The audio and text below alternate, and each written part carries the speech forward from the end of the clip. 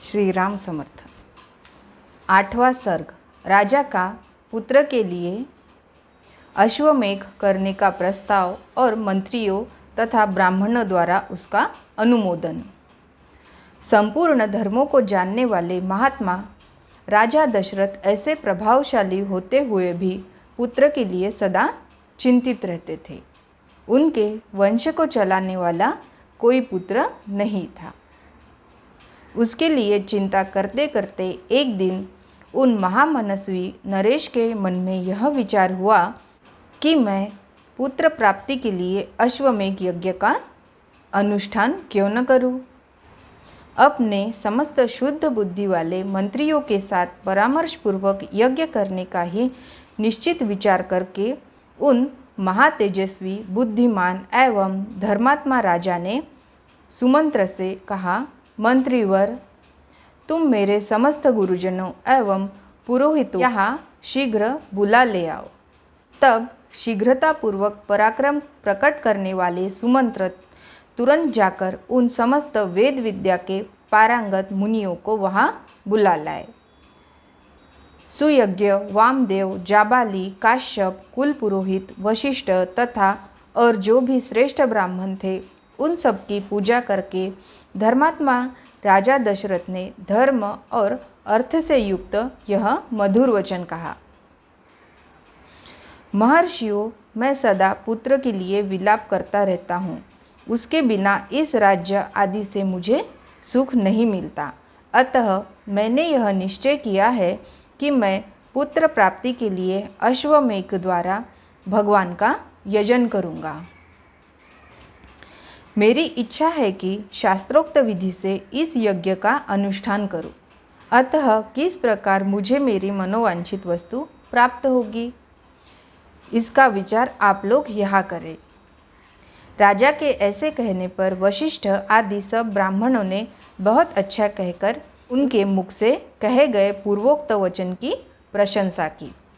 फिर वे सभी अत्यंत प्रसन्न होकर राजा दशरथ से बोले, महाराज, यज्ञ सामग्री का संग्रह किया जाए। भूमंडल में भ्रमण के लिए यज्ञ संबंधी अश्व छोड़ा जाए तथा शरयू के उत्तर तट पर यज्ञ भूमि का निर्माण किया जाए।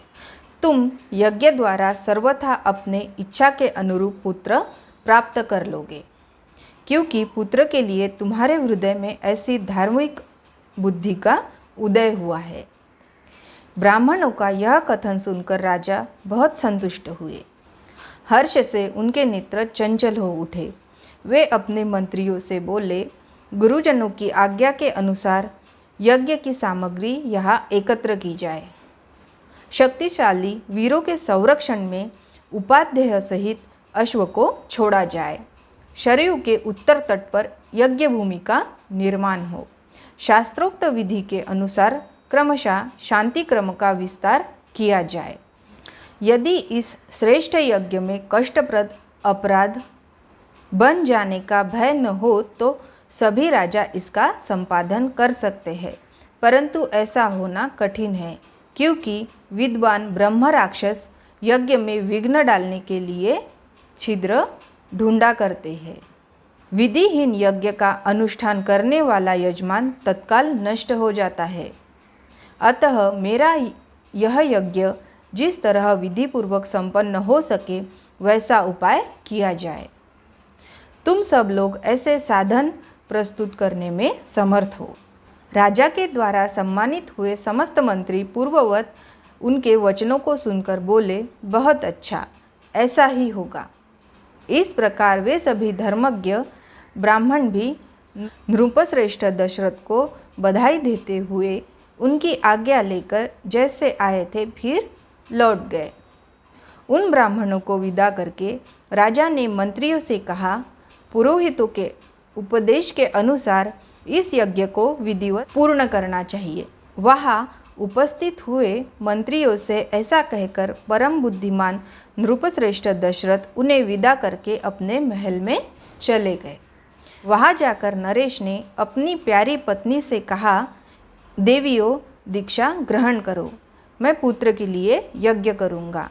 उस मनोहर वचन से उन सुंदर कांति वाली रानियों के मुखमंडल वसंत ऋतु में विकसित होने वाले पंकजों के समान खिल उठे और अत्यंत शोभा पाने लगे। इस प्रकार वाल्मीकि निर्मित आर्ष रामायण आदि काव्य के बालकांड में 8वां सर्ग पूरा हुआ। श्री राम समर्थ।